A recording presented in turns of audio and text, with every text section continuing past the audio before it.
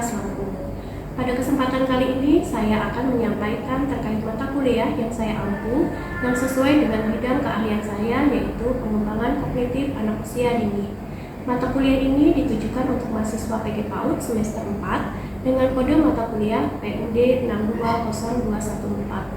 Berbobot 2 SKS yang diselenggarakan dalam 16 kali pertemuan tatap muka dengan rincian 14 kali pertemuan materi dan 2 kali pertemuan UTS dan UAS. Selain pertemuan dilaksanakan melalui tatap muka, juga dengan metode asinkronus melalui LMS Class yang dapat dilihat pada layar berikut. Untuk memudahkan komunikasi pembelajaran, menggunakan grup WhatsApp dan Drive untuk mengumpulkan tugas selain melalui Class. Materi mata kuliah ini membahas yang pertama, hakikat, pengertian, dan karakteristik pengembangan kognitif. Yang kedua, teori-teori kognitif. Yang ketiga, intervensi perkembangan kognitif setiap tahapan perkembangan. Yang keempat adalah indikator perkembangan kognitif. Yang kelima adalah metode dan media pengembangan kognitif, serta strategi dan evaluasi dalam perkembangan kognitif. Selain itu, luaran mata kuliah ini yaitu program rancangan stimulasi perkembangan kognitif.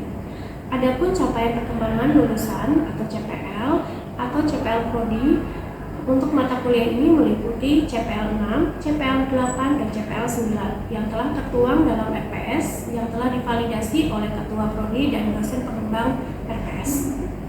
Capaian pembelajaran mata kuliah yang diharapkan antara lain CPMK 1, mahasiswa mampu menganalisis hakikat, pengertian, karakteristik, pengembangan kognitif anak usia dini, faktor-faktor pendukung dan menghambat perkembangan kognitif anak usia dini. CPMK 2 yaitu mampu menerapkan pemikiran logis, kritis, dan kreatif dalam konteks pengembangan kognitif anak. Selain itu, CPMK 3, mahasiswa mampu merencanakan, melaksanakan, menganalisis, dan melakukan inovasi perkembangan kognitif pada anak usia dini. 3 komponen utama proses pembelajaran mata kuliah ini adalah delivery, interaction, dan assessment atau DIA. Untuk delivery, saya memberikan RPS yang dapat diunduh langsung di halaman e-learning Class serta presentasi interaktif yang dilaksanakan pada tatap muka untuk menyempurnakan pemahaman mahasiswa. Media pembelajaran berupa video dan Class, sedangkan interaction adalah mata kuliah ini melibatkan dua arah, antara dosen dan mahasiswa berupa diskusi dan tanya jawab serta perkuliahan berlangsung, kolaborasi dan refleksi bersama. Asesmen atau sistem penilaian pada mata kuliah ini adalah mencakup penilaian formatif melalui tugas individu, tugas proyek kelompok, kuis, serta penilaian sikap dan keterampilan sesuai RPS. Asesmen sumatif, penilaian akhir mencakup UTS dan UAS. Model pembelajaran mata kuliah ini adalah case method dan project based learning, di mana case method mahasiswa diminta menganalisis baik dari kasus yang terjadi di sekitar kehidupan maupun dari artikel-artikel ilmiah. Project based learning berupa membuat proyek pembelajaran kognitif mulai dari pembuatan metode pembelajaran, media pembelajaran, hingga asesmen yang dipakai dengan metode presentasi yang interaktif serta kolaborasi proyek kelompok. Kemudian referensi yang saya gunakan berupa textbook dan analisis kasus dari artikel-artikel ilmiah baik nasional maupun internasional agar mahasiswa mampu mengikuti perkembangan pengetahuan dan teknologi masa kini. Berikut adalah proses pembelajaran mata kuliah pengembangan kognitif anak usia dini dengan materi metode pengembangan kognitif. Ya. Assalamualaikum warahmatullahi wabarakatuh. Waalaikumsalam warahmatullahi wabarakatuh. Ya. Selamat datang di pertemuan mata kuliah metode pengembangan kognitif pertemuan ke-6 hari ini. Sebelum kita mulai pembelajaran, kira-kira ada yang tidak masuk hadir hari ini? Hadir semua? Oke, hadir semua. Nah, sekarang kita mulai metode dan media pengembangan kognitif. Ini ada pertemuan kedua, 2 pertemuan metode dengan media. Kita jadikan satu, cuman materinya hari ini adalah metode perkembangan kognitif. Minggu depan kita akan masuk ke media perkembangan kognitif. Ya. Sebelum dari pembelajaran, sebelum kita masuk, teman-teman ada yang tahu apakah itu perkembangan kognitif? Tujuan kenapa sih kita belajar perkembangan kognitif? Nge-recall materi yang sebelumnya ya? Kira-kira buat apa tujuannya? Tujuan untuk perkembangan kognitif untuk anak usia dini, tujuan akhirnya apa? Ya, siapa namanya? Penny, ya Penny. Apa aja? Pemecahan masalah. Kemudian ada lagi berpikir logis.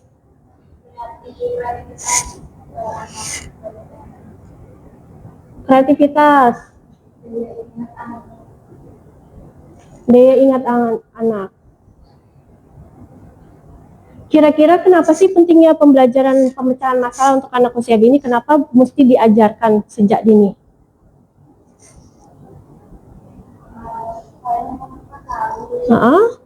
Ini? Ya, boleh. Jadi kalau misalnya anak usia dini sudah diajarkan sejak dini pemecahan masalah, nanti kedepannya dia akan bisa memecahkan masalah secara mandiri, gitu ya. Ini pentingnya kenapa pembelajaran kognitif, salah satunya adalah tujuannya ada pemecahan masalah, harus diajarkan sejak dini biar dia terbiasa ketika dewasa dia akan bisa memecahkan masalah ketika dia ada menghadapi masalah sendiri ya. Kan orang dewasa, guru, orang tua tidak akan mungkin mendampingi terus-menerus ya. Nah, jadi anak usia dini juga harus diajarkan kemandirian untuk pemecahan masalah secara mandiri. Yang kedua, berpikir logis. Kenapa sih anak usia dini harus diajarkan berpikir logis sejak usia dini?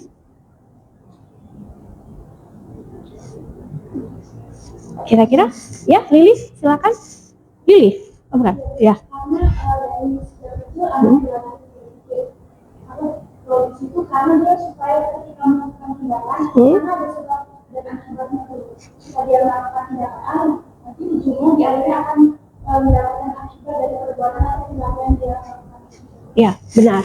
Benar ya. Jadi kalau misalnya anak usia dini sudah diajarkan berpikir logis sejak usia dini, dia akan tahu konsekuensinya. Apa yang akan dilakukan A misalnya, berarti konsekuensinya adalah B gitu. Apa yang nanti dilakukan C, nanti konsekuensinya adalah D gitu. Terus kemudian nanti dia juga akan belajar apa? Kalau selain berpikir logis, pemecahan masalah, terus sebab akibat. Kemudian selain itu ada kreativitas. Kalau kreativitas, kenapa anak usia dini harus diajarkan sejak dini kreativitas? Buat apa gunanya kreativitas? Agar aku terlatih berpikir ide-ide yang baru. Ya, benar. Namanya siapa tadi? Ya, Zakia. Ide-ide baru, ya. Terus kalau misalnya nanti ketemu, kan sudut pandang saya gitu ya, ide saya terhadap kognitif atau bermain kognitif beda dengan Zakia ya. Misalnya kalau anak usia dini saya nanti belajar tentang metodenya yang berbeda. Nah, mungkin Zaki akan punya ide baru untuk perkembangan kognitif atau pembelajaran metode perkembangan kognitif yang berbeda. Jadi nanti ini kreativitas masing-masing ketika misalnya diajarin sejak dini, kreativitas anak akan semakin berkembang gitu. Nah, kemudian daya ingat. Kalau misalnya tidak diasah daya ingat sejak dini, kira-kira apa yang terjadi? Nah? Ya, Julia. Untuk menghubungkan kembali pengetahuan yang lama dengan pengetahuan yang baru.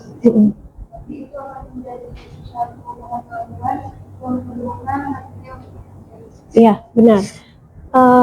Ini daya ingat salah satunya adalah untuk menghubungkan pengetahuan lama sama pengetahuan baru. Nanti dia akan pembelajaran. Masih ingat teori tentang kognitif, tentang daya ingat, memori, long term dan short term yang kita ajari minggu lalu? Masih ingat ya? Kalau misalnya bahwa daya ingat kalau terus-menerus diajari, terus-menerus diasah, distimulasi, maka nanti akan sudah masuk ke short term, terus masuk ke long term. Nah, masuk ke long term ini akan jadi pengetahuan yang akan menempel setiap akan diingat di anak usia dini. Dan itu akan menjadi setelah daya ingatnya berkembang, nanti kreativitasnya oke, terus berpikirnya logisnya bisa, terus kemudian nanti akan masuk ke pemecahan masalahnya juga akan bisa gitu. Jadi kuncinya dari daya ingat, kemudian kreativitas, berpikir logis, kemudian baru ke pemecahan masalah gitu. Nah, berikutnya adalah kita belajar tentang paradigma ya. Ini mungkin akan sedikit sudah lama ya pertemuan kemarin kita sudah bahas bahwa pembelajaran dulu kita memang diajarkan dari anak itu sebagai center ya, atau misalnya guru atau orang tua itu jadi center pembelajaran. Jadi kalau misalnya pembelajaran itu terpusat dari suapan dari guru dengan orang tua. Nah, sekarang paradigma itu akan berubah karena yang sekarang terjadi adalah arus derasnya informasi dan segala macam. Paradigma itu berubah jadi anak yang semakin aktif gitu. Jadi pembelajaran itu berpusat sebagai anak yang sebagai yang utama gitu ya. Jadi fungsinya orang dewasa, guru dan orang tua apa sebagai fasilitator. Fasilitator dalam hal apa? Dalam hal apa? Dalam hal menyediakan media, informasi, kemudian pembelajaran, kemudian nanti kalau misalnya ada yang harus dikonsultasikan atau dibenarkan, itu adalah fungsinya guru dan orang tua. Jadi nanti pusatnya adalah anak sebagai agen utama pembelajaran gitu. Jadi tidak disuapkan dulu seperti dulu ya. Nah, ini saya ada video pembelajaran. Bisa langsung diklik ya.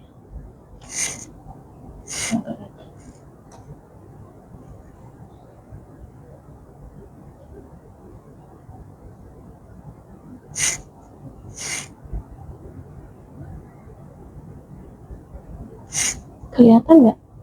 Oke. Nah, silakan disimak. Ini kira-kira metode pembelajaran apa?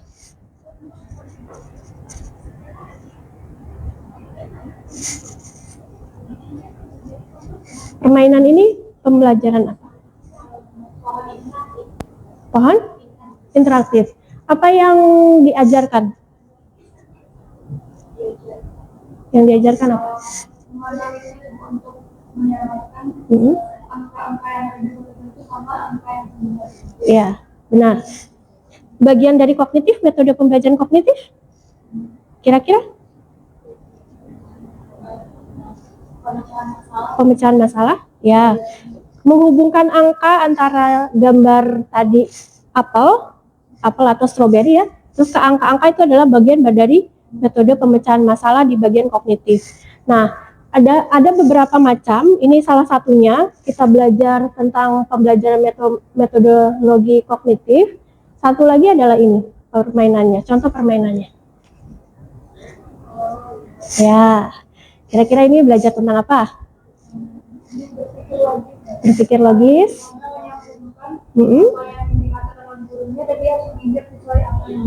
Iya, benar.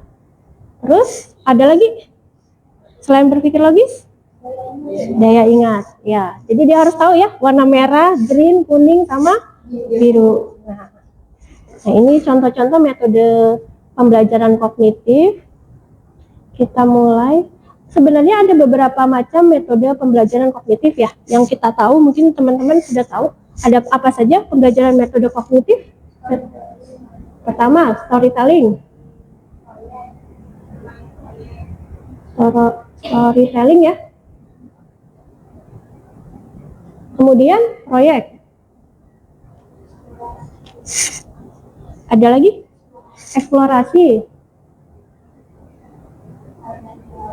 Tanya jawab. Ya, bermain. Ada lagi? Pemecahan masalah.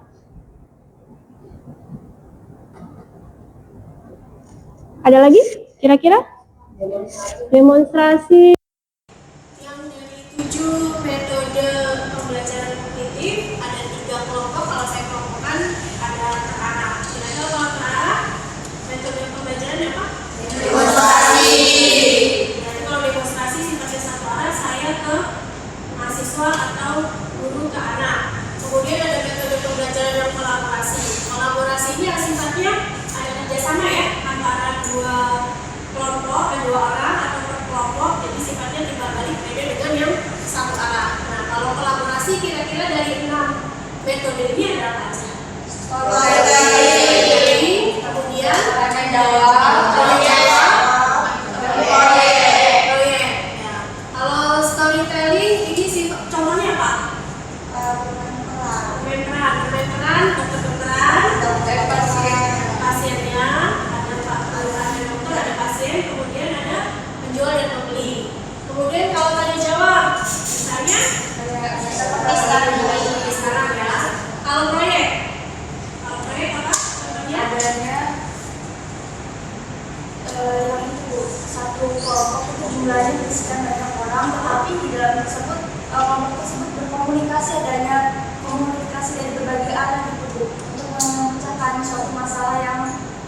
tersebut harus dilakukan.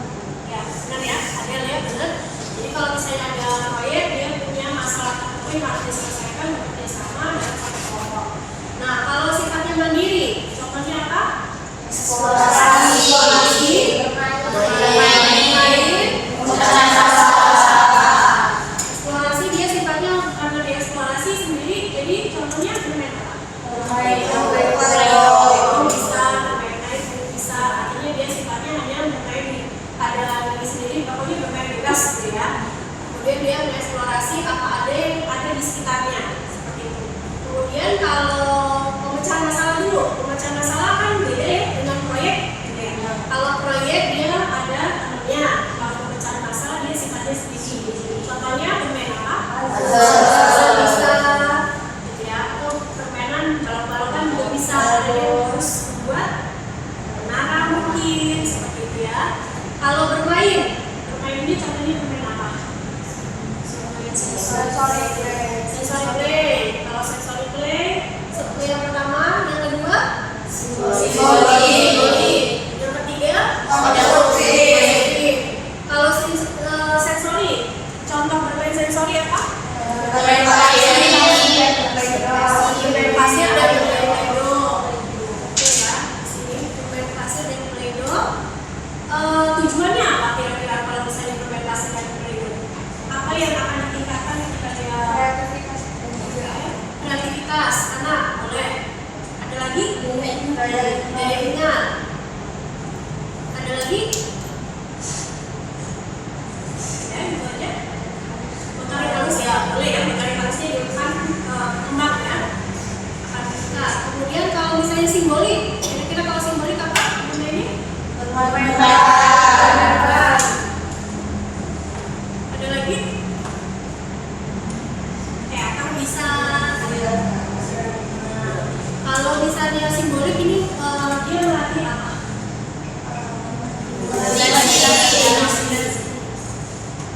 Sama?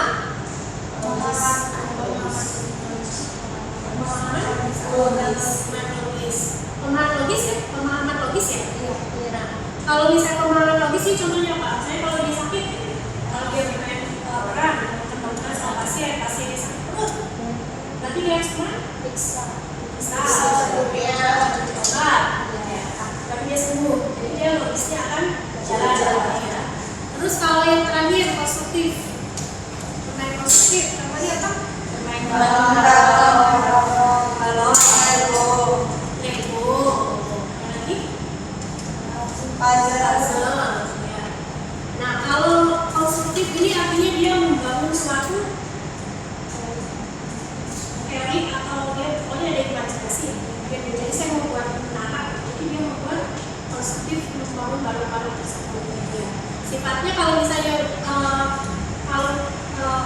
outputnya di kognitif, kalau misalnya dia baloknya terlalu kecil di bawah, nanti di atasnya akan jatuh.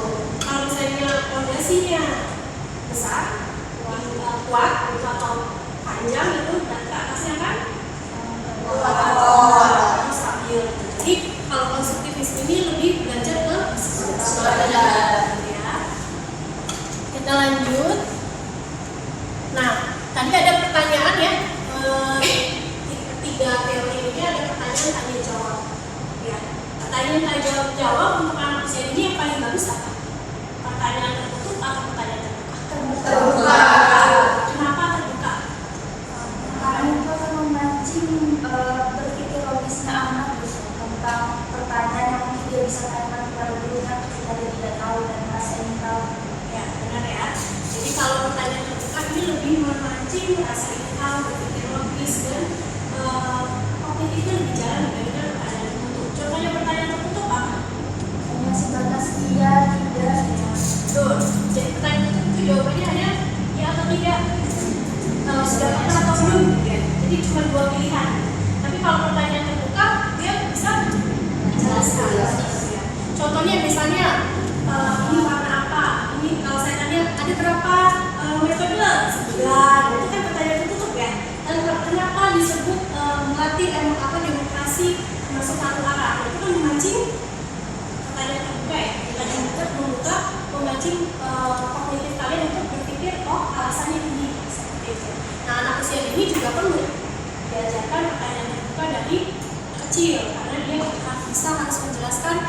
memicu analisis dan kritis anak gitu. Kalau misalnya anak usia ini dulu tidak pernah atau jarang diajarkan berpikir kritis atau analitis, nanti ketika dewasa itu dia akan susah untuk memberikan pertanyaan yang terbuka ya.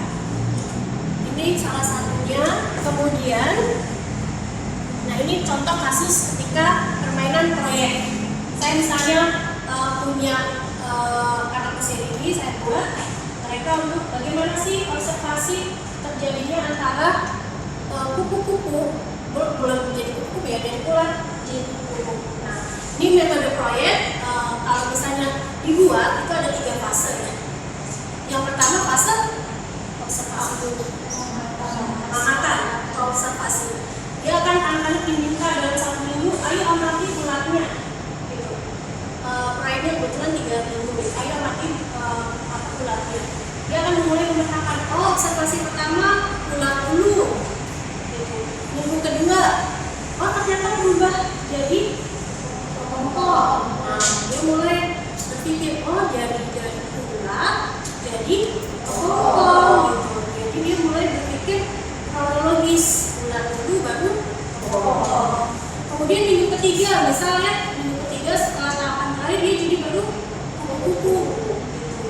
Berarti nanti dia belajar urutan ular dulu, kelompok, baru kupu-kupu. Nah ini belajar metode proyek yang akan diajarkan anak usia ini ketika bersekolah ya. Sampai sini ada yang mau ditanyakan? Ada yang mau ditanyakan?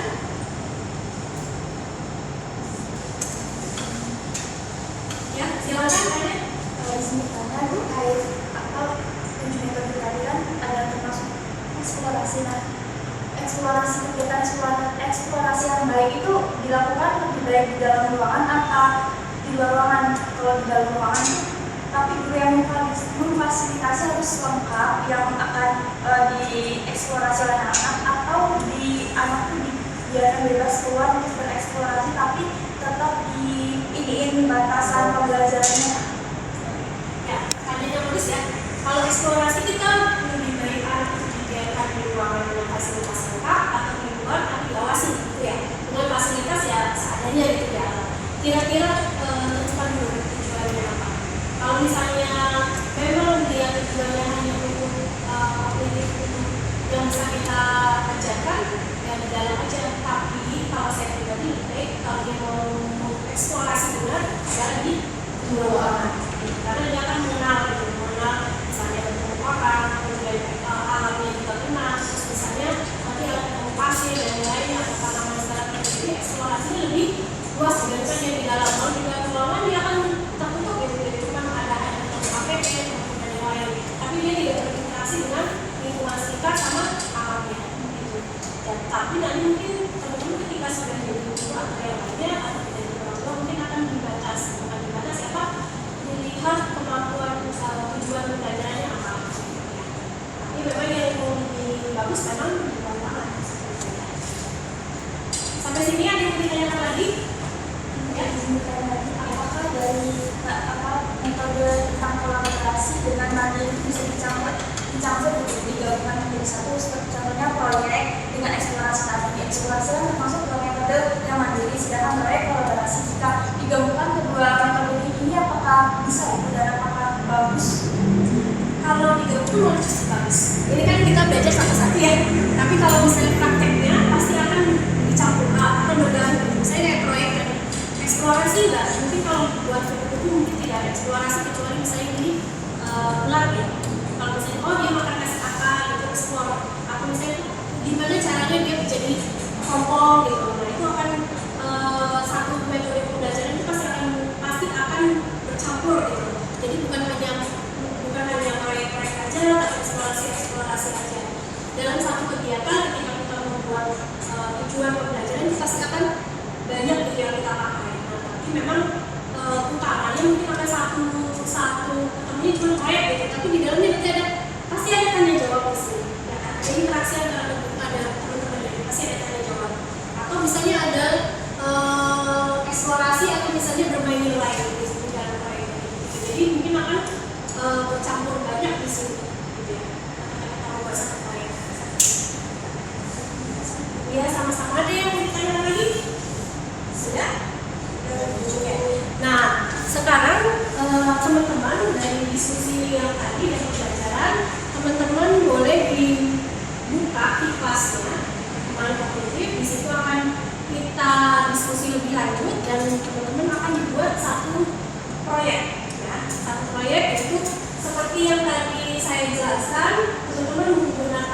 satu kegiatan menggunakan proyek 7 metode ini mau apa, gitu ya. Silakan nanti buka kelasnya, kemudian dikumpulkan tugasnya minggu depan sebelum pembelajaran, 1 hari sebelum pembelajaran. Oke, sampai sini ada yang mau ditanyakan terkait tugas, ada yang belum mengerti? Ya.